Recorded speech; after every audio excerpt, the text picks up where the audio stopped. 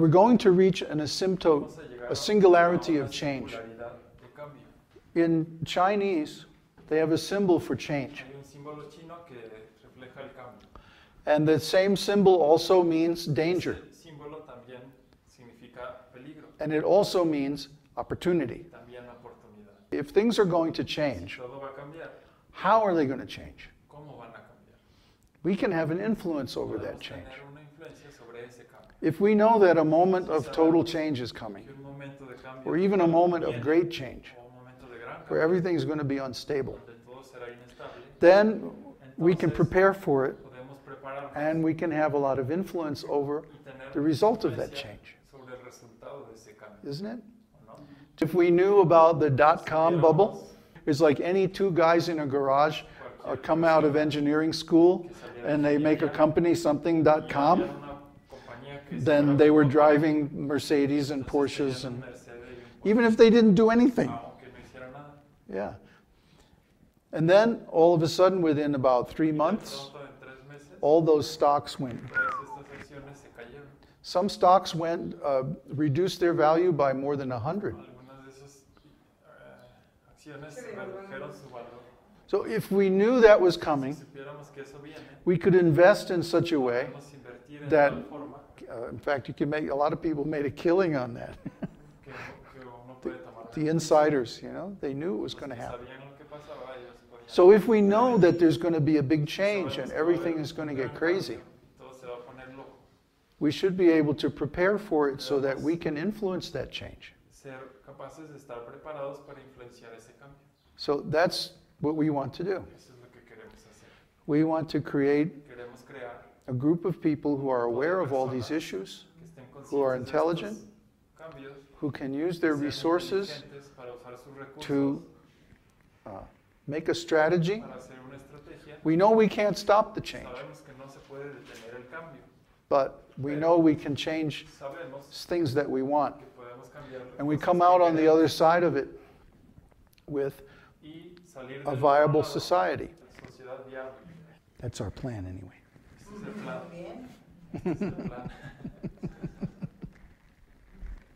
Does anybody have a better plan? Changing our mode of activities is the way to deal with the changes in the material world. Any changes.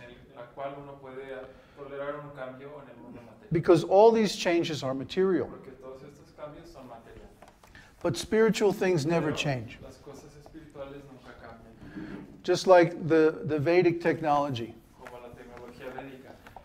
The mantras that operated that technology don't work anymore. That knowledge is obsolete.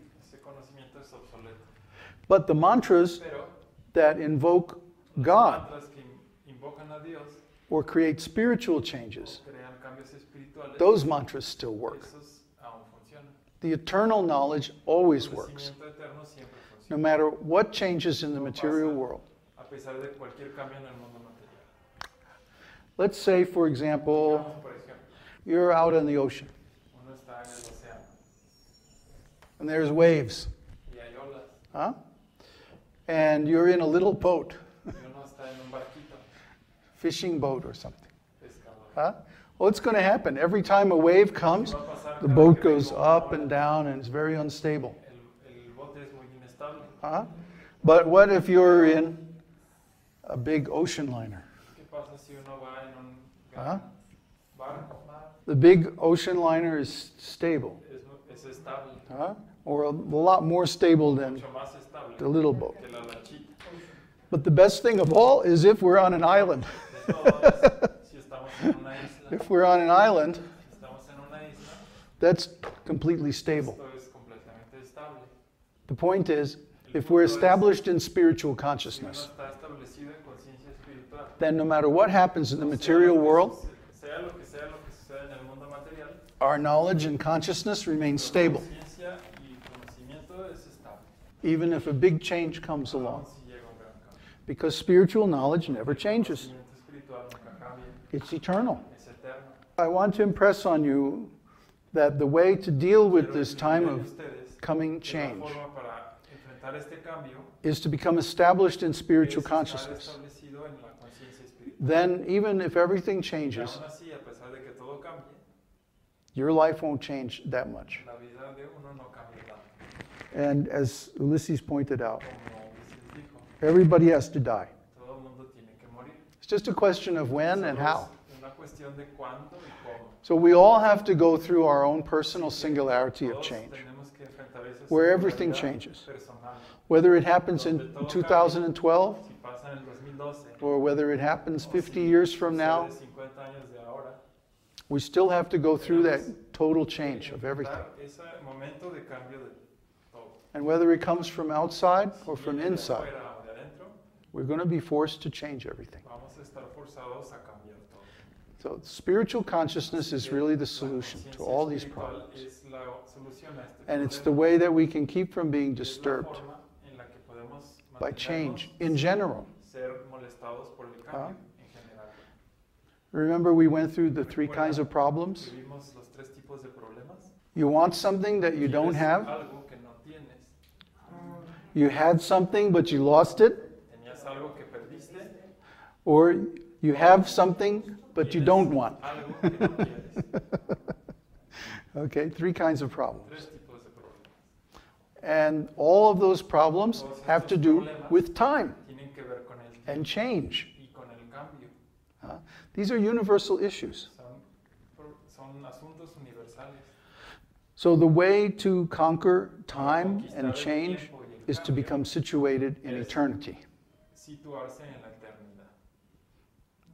And then we find that we have no more change, at least in our inner life, because we have found the stable platform. We found the island in the middle of the ocean, okay? The big boat, the submarine, whatever.